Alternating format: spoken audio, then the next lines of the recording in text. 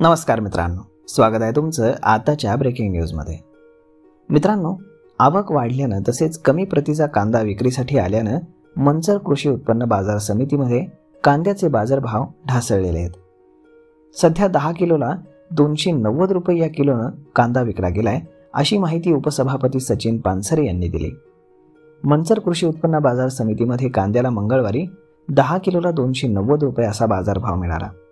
17,084 पिशवी कांद्याची आवक झाली।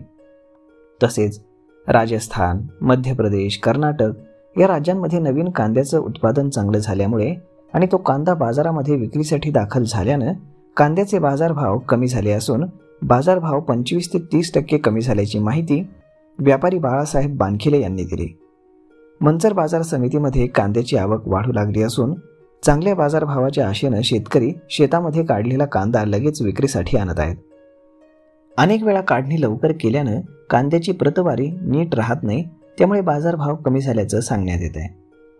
सध्या सुपर लॉट 1 नंबर गोळा कांदा 280 ते 290 रुपये, सुपर गोळे कांदे 1 नंबर 250 ते 270 रुपये, सुपर मीडियम 2 नंबर कांद्याला 220 ते 250 रुपये, गोल्टी कांद्याला 80 ते 150 रुपये आणि बदला कांद्याला 40 ते 100 रुपये असा बाजारभाव मिळालेला आहे।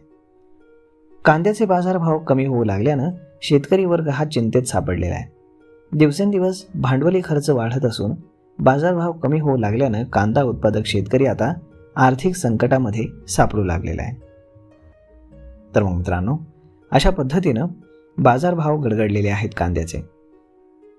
तर मित्रांनो, हा व्हिडिओ ही माहिती तुम्हाला कशी वाटली हे तुम्ही आम्हाला कमेंट करून नक्कीच सांगा आणि जर आवडली असेल तर आपल्या जवळच्या मित्रमंडळींसोबत देखील हा व्हिडिओ तुम्ही शेअर करायला विसरू नका।